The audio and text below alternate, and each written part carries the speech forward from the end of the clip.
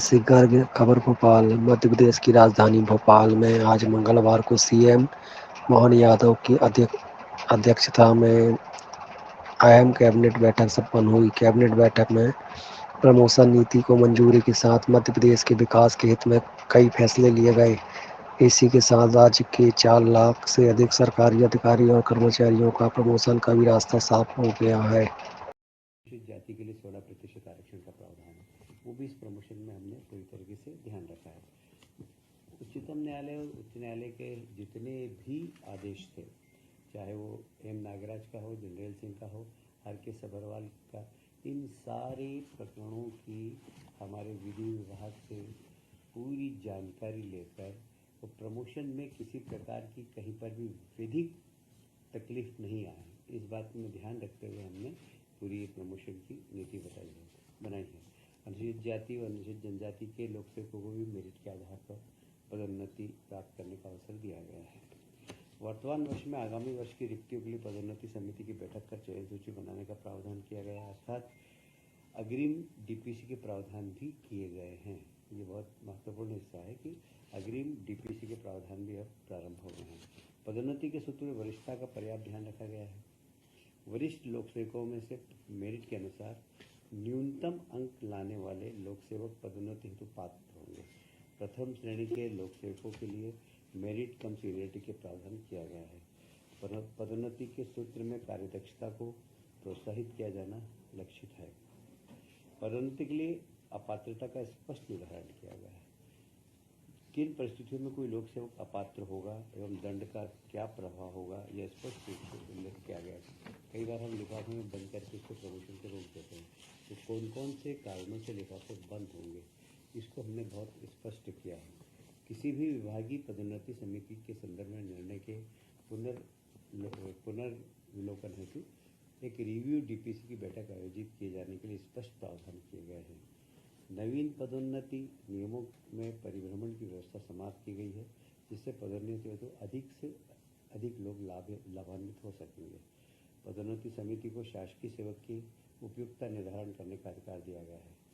चतुर्थ श्रेणी के लिए अंक व्यवस्था नहीं होगी, केवल पदोन्नति के लिए उपयुक्त होने पर पदोन्नति प्राप्त की जा सकेगी। सरकारी सेवा के लिए किसी वर्ष में की गई आंशिक सेवा को भी पूर्ण वर्ष की सेवा पदोन्नति के लिए उपयुक्त। यदि वर्ष में एक भाग की सेवा भी की गई पूर्ण वर्ष की गई सेवा माना जाए। यदि किसी वर्ष में 6 माह के गोपनीय प्रतिवेदन उपलब्ध है तो उसे पूर्ण वर्ष के लिए मान्य किया जाएगा। कई बार ये जो यदि किसी वर्ष में 6 माह की गोपनीय सीआर को लेकर कई बार यदि किसी वर्ष में 6 माह की गोपनीय सीआर को लेकर यदि गोपनीय प्रतिवेदन उपलब्ध नहीं होने के कारण किसी भी तरह से पदोन्नति प्राप्त होने पर अप्रत्याशित यदि गोपनीय प्रतिवेदन उपलब्ध नहीं होने के कारण इसे भरे जाने का स्पष्ट प्रावधान किया गया है।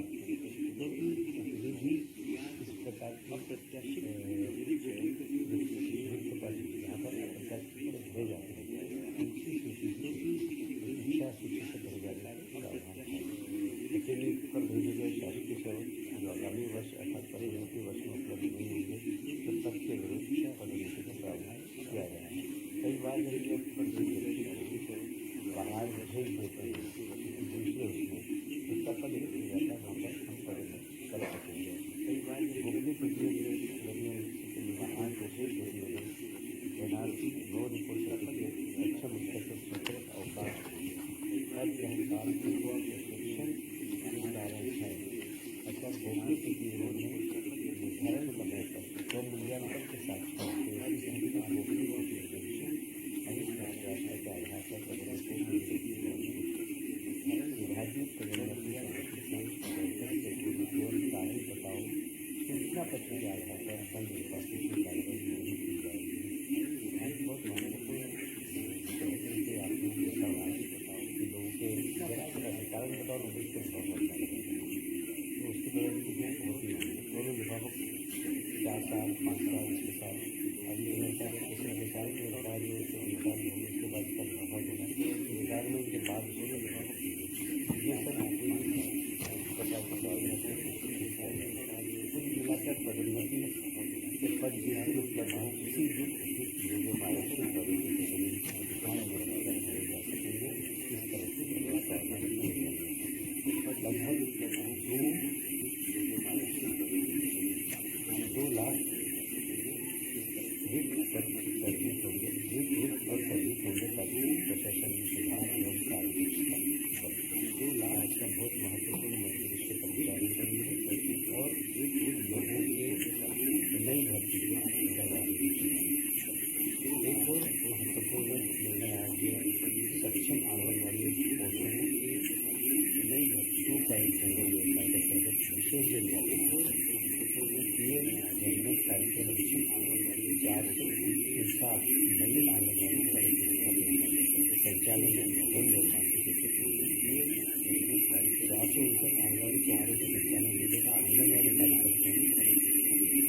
संचालन भवन 450 एवं आंगनबाड़ी कार्यकर्ता 459 तथा आंगनबाड़ी केंद्र वर्षों के पर्यवेक्षक 126 पद नियमित शासकीय सेवाओं पर 25,300 80,500 के सेशन की स्वीकृति दी गई है। वर्ष 25-26 से 30-31 तक योजना पर राशि का व्यय भारत सरकार द्वारा प्राप्त स्वीकृति के अनुसार किया जाएगा। उल्लेखित अवधि में योजना पर कुल राशि 143.46 करोड़ का व्यय अनुमानित है। इसमें केंद्र की सहायता 72 करोड़ है और राज्य 70 करोड़ है। ये ऐसी जातियाँ आप जानते हैं, बेगा जाति जो इस प्रकार के सहरिया, ये सब जातियों के गांव भी फैले हुए होते हैं। साधारणतः हम आंगनवाड़ी 400 से 500 की संख्या में खोलते हैं, पर यहाँ पर 100 की संख्या होगी, वहाँ पर भी हम आंगनवाड़ी खोल सकेंगे। प्रचलित निर्माणाधीन पूंजी मध्य प्रदेश विद्युत पारेषण कंपनी द्वारा वित्तीय 25 कुल मिलाकर प्रचलित निर्माणाधीन पूंजीगत योजनाओं का अनुमोदन प्राप्त किया गया है। आज कुल मिलाकर 5,163 करोड़ बिजली के ट्रांसमिशन में के सुधार है। 5,163 ये कितने पैसों की स्वीकृति दी गई है। क्वालिटी विद्युत लोगों को मिले, इस दिशा में सरकार का एक बहुत महत्वपूर्ण निर्णय है ये। और मुझे लगता है कि इससे लोगों को जो बीच में कभी हम देखते हैं कि बिजली ड्रॉप हो जाती है, वह ड्रॉप होने से बचेंगे। निश्चित रूप से इससे उपभोक्ताओं को बहुत बड़ा लाभ मिलेगा। कैबिनेट के पूर्व आज मुख्यमंत्री जी ने कुछ जानकारी दी जो मैं आपको अवगत कराना चाहता हूँ। ग्रीष्मकालीन मूंग और उड़द का एमएसपी पर उपार्जन। भारतीय किसान संघ तथा किसानों की चर्चा उपरांत राज्य शासन ने एमएसपी पर ग्रीष्मकालीन मूंग और उड़द के उपार्जन पर निर्णय लिया है। कृषि मंत्रालय भारत सरकार के ग्रीष्मकालीन मूंग तथा उड़द के उपार्जन पर कुल लक्ष्य उत्पादन के अनुमान 25% के स्थान पर 40% का लक्ष्य निर्धारित किया गया है।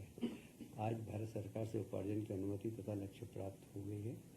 मूंग का एमएसपी 8,682 रुपये प्रति क्विंटल है।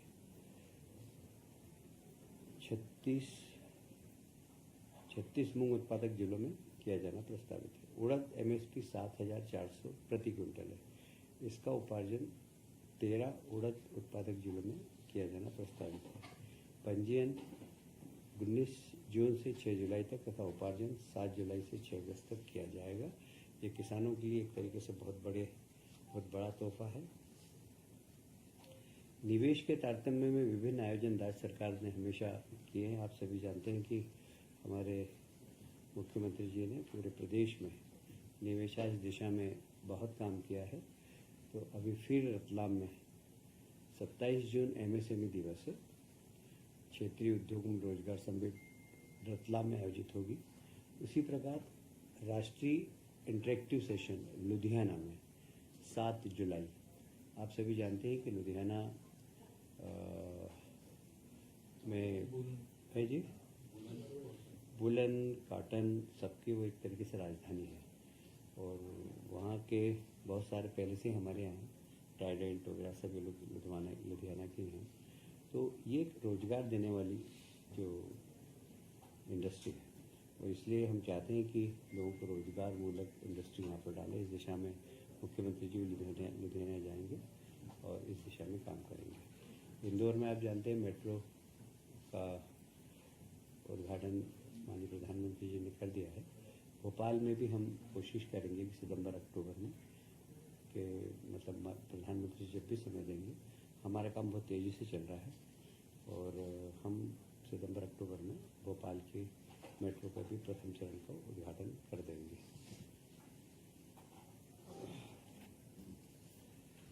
इस बार रक्षाबंधन पर फिर हम 250 रुपये का अतिरिक्त भुगतान हमारी बहनों को करेंगे। लगभग 1,27,00,000 लाडली बहनों को 1250 के अतिरिक्त 250 रुपये और देंगे। यह निश्चित रूप से हमारी लाडली बहनों के प्रति जो मुख्यमंत्री जी का अटैचमेंट है। और वैसे ही 21 जून को अंतर्राष्ट्रीय योग दिवस है। अंतर्राष्ट्रीय योग दिवस आप सभी जानते हैं कि प्रधानमंत्री जी ने लगभग 100 से ज़्यादा देशों में अंतर्राष्ट्रीय योग दिवस मनता है। मैं इसको फिर दोहराऊंगा। पहले ही मैंने आपसे कहा था कि पूरी दुनिया के अंदर योग के मास्टर ट्रेनर भारत से जाकर रोजगार प्राप्त कर रहे हैं और बहुत सारे विदेशी ट्रेनिंग लेने इंडिया आ रहे हैं। इंदौर में एक ट्रेनिंग सेंटर है, मैं भी वहाँ उनके समापन में गया था। तो 50 लोगों ने 1 साल की ट्रेनिंग ली, उसमें से 36 विदेशी लोग थे, मलेशिया, जर्मनी। तो मतलब विदेशों में योग का बड़ा ज़बरदस्त माहौल है और इसीलिए अंतर्राष्ट्रीय योग दिवस पर मध्य प्रदेश सरकार हर ज़िले में, और हम कोशिश कर रहे हैं कि हर जनप्रतिनिधि अपने अपने क्षेत्र में, विधायक अपने क्षेत्र में करें, पार्षद अपने क्षेत्र में करें, सरपंच अपने क्षेत्र में करें, इसकी हम कोशिश करेंगे। और अनेक स्थानों पर योग दिवस के कार्यक्रम होंगे। माननीय प्रधानमंत्री जी विशाखापट्टनम आंध्र प्रदेश से स्वयं लाइव आएंगे और मध्य प्रदेश से माननीय मोहन जी यादव। इस सारे ही कार्यक्रम में हम कोशिश करेंगे जहाँ बड़े बड़े मध्य प्रदेश में कार्यक्रम हों, माननीय मुख्यमंत्री जी को भी सुन सकें और प्रधानमंत्री जी को भी सुन सकें। एक और मैं आपको सूचना देते हुए बड़ा गौरवान्वित महसूस कर रहा हूँ अपने आप को कि पर्यटन की दृष्टि से मध्य प्रदेश में 19.6% पर्यटकों की बढ़ोतरी हुई है इस वर्ष। 2024 में लगभग 13,41,00,000 पर्यटक मध्य प्रदेश में आए थे और 2023 की तुलना में 19.6% अधिक है।